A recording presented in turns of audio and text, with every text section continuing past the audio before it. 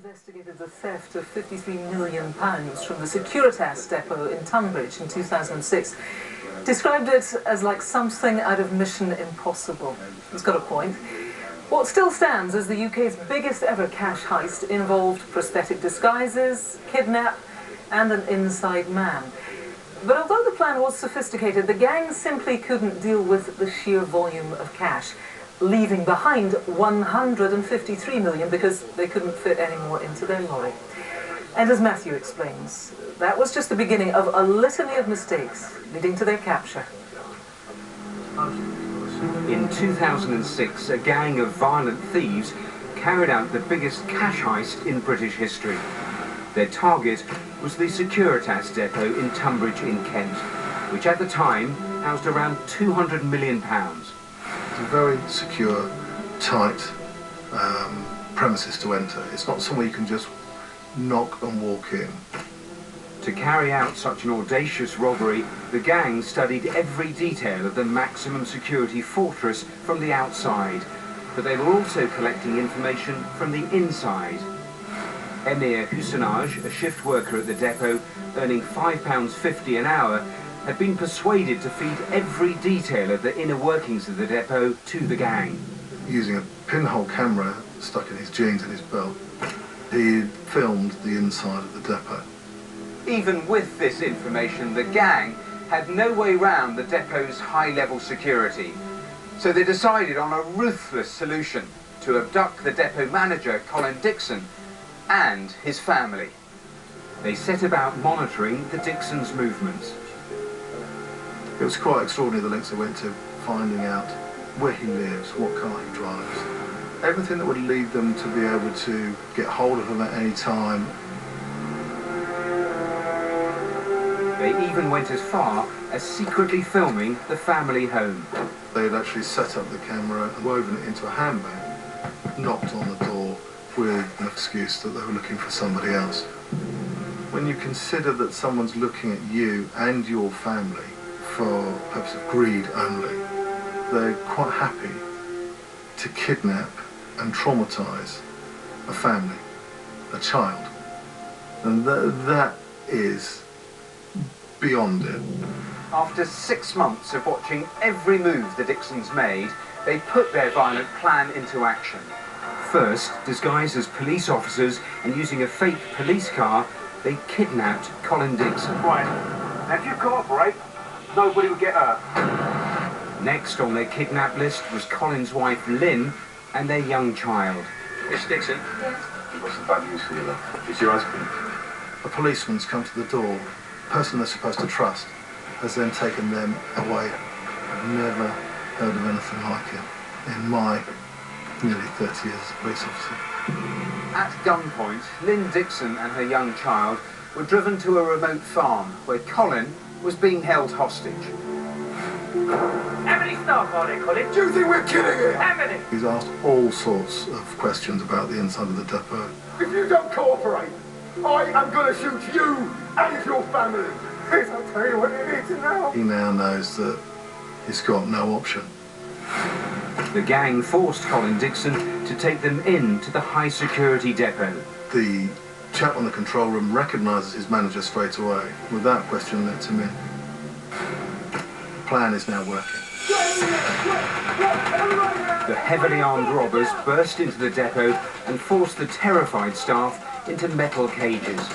They mean business, no doubt. A number of the employees were convinced that they were going to be killed. The gang loaded £53 million into their lorry and made their escape, leaving the hostages locked in the depot. Colin Dixon was able to raise the alarm half an hour later, kick-starting the police investigation into Britain's biggest cash robbery. How much? This was unprecedented. We'd never come across this before. We had to conduct forensic examinations. We had 14 witnesses who had been kidnapped in the depot, all of whom need to be interviewed. Stealing £53 million is one thing, getting away with it is another. Who would dare to pull off such a brazen crime? This must be an upper echelon robbery team. To organise this, to go to these great lengths, to steal so much money, But one thing puzzled detectives. During the kidnap of the Dixon family, the gang members, posing as police officers, had no qualms about showing their faces. They must have been disguised in some way. But how? A number of us were saying, well, what about prosthetic masks or disguises of that nature? Well, that's a bit mission impossible. But so stealing 53 million quid. With forces up and down the country on high alert, it wasn't long before detectives had their first lead. Makeup artist Michelle Hogg. Who's she? Apparently she made up a few guys to look like policemen. And when her wheelie bin was searched, detectives discovered an Aladdin's cave of prosthetics. Although Hogg admitted making up the men, she knew nothing of their identity or what they were planning. Now the investigation was gathering pace, and next, 2 vehicles involved in the heist were discovered, burnt out. They were registered to Stuart Royal. Then a van was recovered which was linked to an employee of Royal, Lee Rusher. Inside was a ballistics vest, a submachine gun and £1.3 million in cash. The cracks were appearing. These weren't your upper echelon criminals. They were a car dealer from Maidstone and one of his drivers. And when police raided Lee Rusher's home, they found a hand-drawn map of the depot and all the surveillance footage of the Dixons' home. They were dreadful at covering the tracks, leaving a map of the inside of the depot in your home. You know, that is just unbelievable. Police started to round up the suspects. But who was the ringleader? One name kept cropping up. Lee Murray. Lee Murray was a celebrity cage fighter, known very much in the southeast of London. Then we had the names of Paul Allen that came in, who was very much Lee Murray's right-hand man.